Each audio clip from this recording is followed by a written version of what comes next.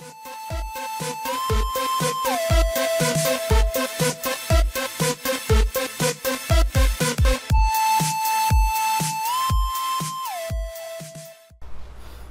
Assalamualaikum warahmatullahi wabarakatuh.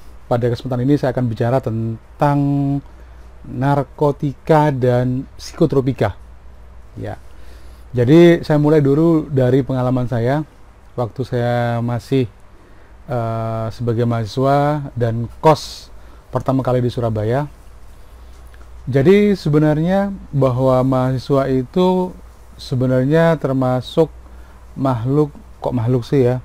Ya, makhluk lah ya, makhluk yang paling rentan terhadap serangan narkotika dan psikotropika.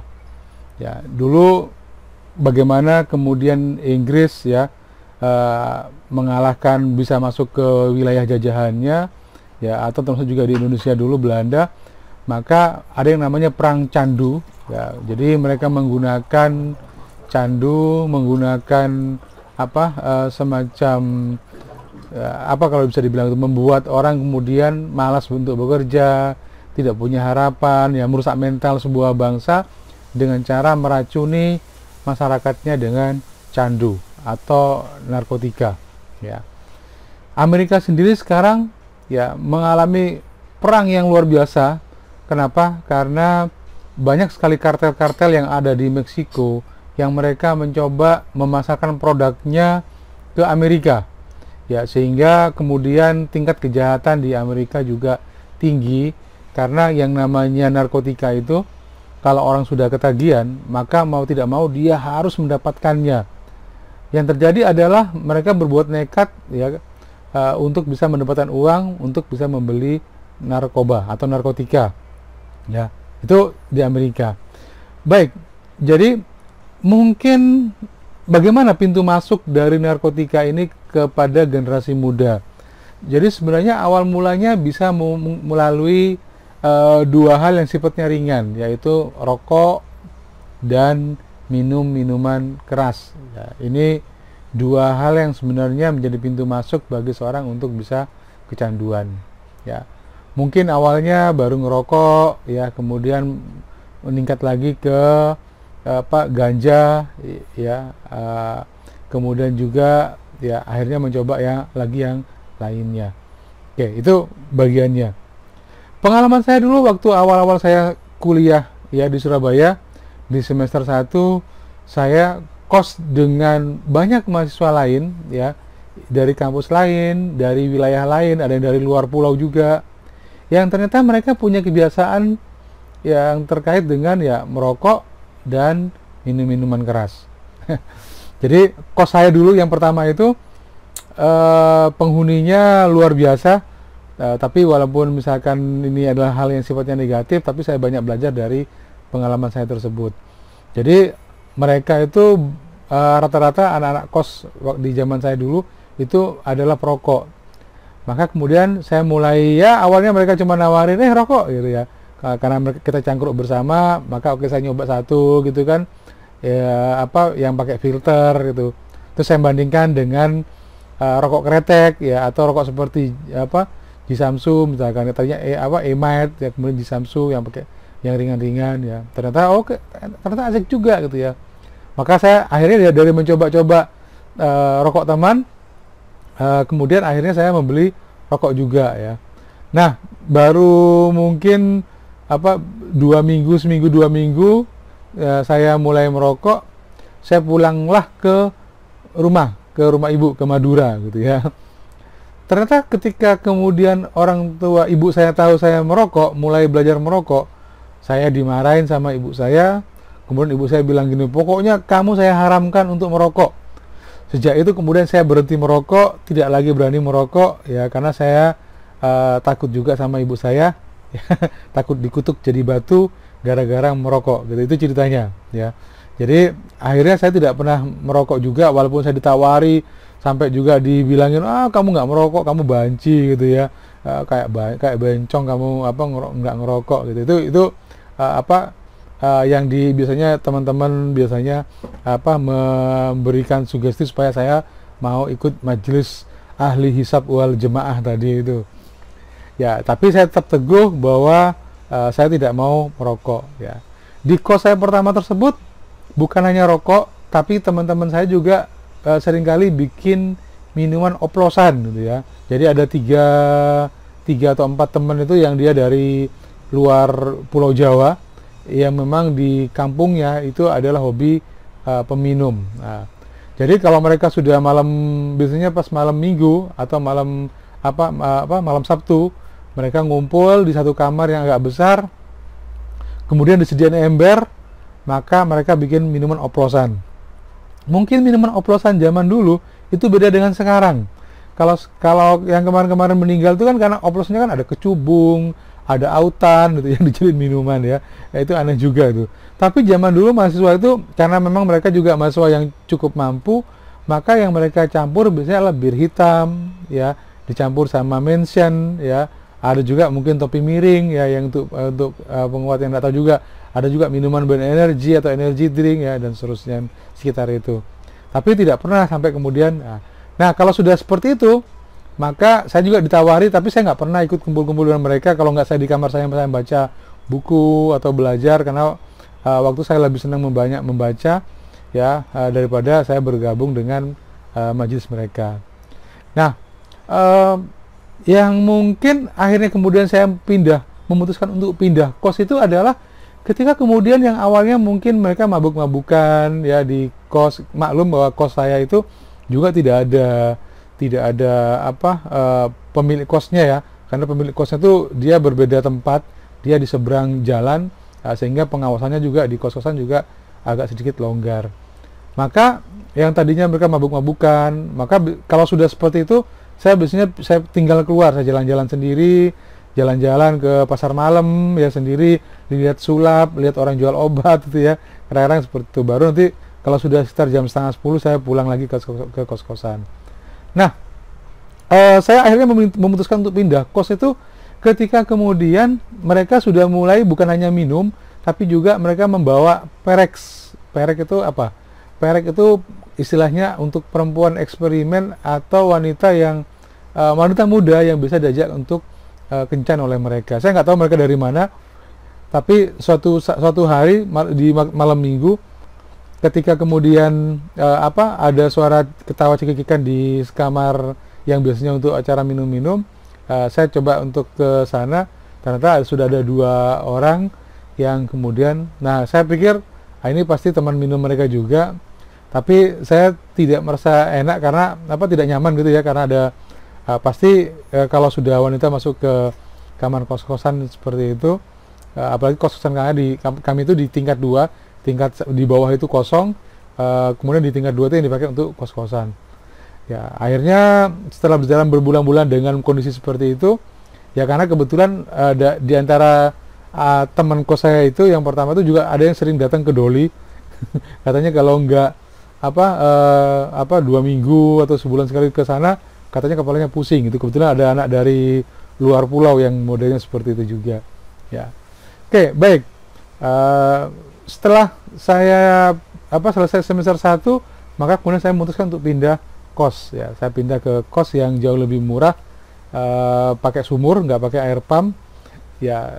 Waktu itu kalau kos 17.000 itu sudah masuk paling murah ya, karena rata-rata kos pada waktu itu sekitar 30.000 ya. Ya, maka kemudian di kos saya yang baru tersebut ya cukup nyaman ya, karena tidak ada yang negatif. Jumlah anak kosnya juga cuma ada 3-4 orang saja, dan mereka tidak ada yang berbuat aneh-aneh ya. Tetapi di tempat kos teman saya, nah ini ceritanya, ada juga yang aneh-aneh, yang suka mabuk. Jadi dulu tuh ada yang namanya Blok M. Blok M itu adalah kelompok dari Blok Madura. Saya juga nggak tahu kenapa anak-anak Madura yang biasanya religius, ada juga yang memang santri, tapi di tempat mereka ini seringkali ditemukan banyak sekali botol minuman ya, entah topi miring ataupun bir gitu, bir bintang ya. Ini yang seringkali menjadi keprihatinan dari warga-warga di sekitarnya ya. Jadi saya tidak menyalahkan warga kampung di tempat kami kos itu kalau kemudian mereka punya perspektif negatif terhadap orang Madura. Nanti lain kali saya akan ceritakan bagaimana persepsi negatif tentang orang Madura, ya. Baik, maka setelah saya hampir mau lulus, ya sekitar skripsi, pada waktu saya juga akhirnya dari pindah kos pertama ke kos kedua ini sebenarnya cukup bagus, cukup murah, ya. Tapi yang tidak cukup nyaman tuh karena dia pakai air sumur dan seringkali air sumurnya hitam karena kalau sudah musim hujan maka bakar-bakaran sampah yang ada di kebun sebelah itu meresap masuk ke sumur tempat kos kami gitu ya, tempat kos saya. Akhirnya saya memutuskan untuk pindah kos yang mungkin mahal sedikit, ya sekitar 20.000, 22 kalau nggak salah waktu itu, 22.000 dari 17.000. Ternyata memang di situ ada pakai air PDAM dan itu membuat kulit saya menjadi agak sedikit putih gitu ya. Dulu agak hitam karena airnya memang agak kecoklatan, kemudian juga kalau nyuci baju warna putih itu bajunya bisa langsung jadi agak sedikit kekuning-kuningan gitu ya. Nah, di kos saya yang baru ini sebenarnya tantangannya juga walaupun tidak ada yang peminum, tidak ada yang suka mabuk ya, tapi ada satu anak yang ternyata dia suka ngeboat artinya suka minum obat.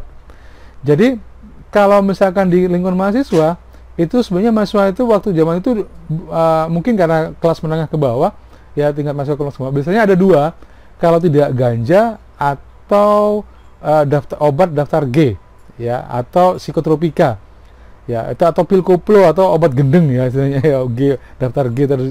Jadi kalau saya main ke teman-teman anak-anak luar pulau itu ada yang dari Timur Leste atau dari Aceh, itu mereka di kos-kosannya mereka bisa nanam ganja sendiri gitu ya. Jadi saya pernah diajak kakak saya main ke sebuah kos-kosan anak luar pulau. Ternyata di kos-kosannya di halaman belakang itu ada pot-pot bunga yang ditanam oleh ganja yang besarnya ya cukup tinggi juga, sekitar 1 meter, 1,5 meteran lah ya, pohonnya dan daunnya juga cukup lebat ya. Saya dikasih tahu kalau itu adalah pohon ganja. Jadi biasanya kalau mereka ngerokok ganja itu baunya itu cukup kuat ya, strong ya, cukup kuat. Itu yang pengalaman saya bertemu dengan mahasiswa-mahasiswa yang dari luar pulau ya. Sedangkan yang teman kos saya yang saya pindah kos yang ketiga ini, itu hobinya adalah ngeboat tadi itu ya. Artinya dia teler karena seringkali minum Rohypnol sama Megadon ya. Jadi Rohypnol dan Megadon itu sebenarnya adalah obat yang bisa dipakai oleh atas resep dokter ya, dokter G, yang bisa dipakai untuk obat penenang. Nah, teman saya itu biasanya dia awalnya cuma minum 2 biji ya, 2 tablet. Meningkat lagi, akhirnya dia kalau sudah minum obat itu dia diem aja ya, karena dia seperti obat penenang. Tapi kemudian dia meningkat lagi jadi 4. Katanya kalau dia minum 2 sudah nggak terasa lagi. Jadi beberapa bulan lagi sudah meningkat jadi 6, bahkan sampai terakhir 10. Nah, kalau sudah biasanya dia kebanyakan obat, maka kalau dia sudah mabuk, dia tuh nggak punya rasa malu, nggak punya rasa takut, bahkan sampai halusinasi. Jadi sampai ada tiang tiang kos-kosan itu, tiang batu, itu sampai dia tuh dipeluk, dicium, di imajinasinya dia itu seperti seorang wanita gitu ya. Itu sampai kalau sekarang saya ingat itu lucu sekali. Nah, kadang-kadang kalau kemudian dia sudah duduk bareng-bareng itu, ya itu kadang-kadang ya dia nggak emosi. Rata-rata kalau mereka yang minum pil koplo seperti ini, itu rata-rata sebenarnya dia tuh nggak agresif, ya, tapi ngomongnya ngelantur ya, dan mudah sekali dipancing untuk terbuka ya, untuk terbuka.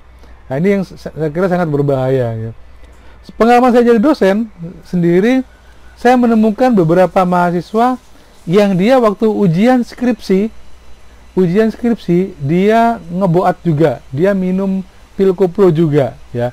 Ternyata saya tanya gini, kamu minum pil koplo ya? Karena saya tahu bahwa ciri-cirinya itu mata agak redup, kemudian omongannya bisa tidak cukup terkontrol ya, kemudian dia tampak gelisah gitu ya. Nah, ceritanya kemudian saya tanya waktu dia ujian skripsi gitu ya, kamu minum obat ya? Iya Pak, supaya saya nggak takut karena saya cemas gitu ya. Itu kira-kira begitu ya. Jadi saya kira itu problem kita, yaitu bahwa mahasiswa itu sangat rentan karena pergaulannya dia, kita nggak pernah tahu bahwa mahasiswa itu dia bergaul dengan siapa. Kalau kemudian dia tidak punya integritas, ya keyakinan terhadap dirinya dia rendah, maka dia sangat mudah dipengaruhi oleh temannya, ya. Oleh karena itu kemudian menjadi mahasiswa itu juga dia harus punya keyakinan bahwa dia adalah bukan orang yang mudah dipengaruhi oleh orang lain. Dia harus punya integritas, dia harus punya keyakinan pada dirinya sendiri, dan bukan tipe yang mudah ikut-ikutan oleh orang lain. Ya, ini yang penting untuk dipahami oleh seorang mahasiswa. Ya, kalau zaman itu ya tahun 90-an mungkin itu, 2 tahun 2000 tantangannya beda lagi. Mahasiswa kemudian tantangannya itu bukan hanya mahasiswa, tapi juga saya lihat beberapa dosen, beberapa karyawan juga ya, atau beberapa teman yang saya temui, mereka sudah bukan lagi itu. Jadi mereka yang biasanya suka datang ke diskotik atau datang ke tempat karaoke misalkan ya, rata-rata mereka bahkan sudah mengkonsumsi ekstasi. Jadi memang tahun 2000-an ekstasi itu merupakan saya lihat sampai sekarang ya, walaupun sekarang sudah mulai menurun. Kalau dulu misalnya seperti Happy Five ya, kemudian Butterfly ya, beberapa nama dari ekstasi itu biasanya mereka. Jadi saya juga pernah ditawari oleh seorang teman, dia bawa Happy Five ya, ada yang pink itu, bawa pink itu, warna pink, mau nggak nih gitu ya, itu juga. Jadi saya juga pernah ketemu dengan teman waktu acara tugas luar ya. Nah ternyata dia tidak tidur semalaman ya. Kenapa? Karena kalau orang sudah minum ekstasi itu dia aktif sekali ya, dia tidak mudah capek, sepertinya dia jadi hiperaktif ya. Nah, biasanya kalau sudah begitu paginya dia capek sekali dan dia tertidur. Itu terjadi waktu ada sebuah acara yang ditugaskan oleh perusahaan, oleh tempat saya kerja ya, untuk mengadakan pameran ya, ceritanya begitu. Maka beberapa orang ternyata dia tertidur karena ya tadi problemnya di situ ya. Saya kira demikian ya. Jadi saya kira ya, jaga diri Anda dan keluarga Anda dari narkoba ya dan psikotropika, karena sekali lagi bahwa bandar narkoba itu bisa mengincar siapa saja ya, bisa anak-anak, bisa orang dewasa, terutama artis. Mana sih artis yang tidak, karena bandar narkoba pasti tahu bahwa yang namanya artis itu pasti mereka punya uang, mereka pasti butuh untuk refreshing, butuh untuk doping juga ya, supaya mereka tidak mudah lelah gitu, seperti itu misalkan. Maka yang terjadi berikutnya adalah sebenarnya itu merusak otak ya, merusak jantung juga.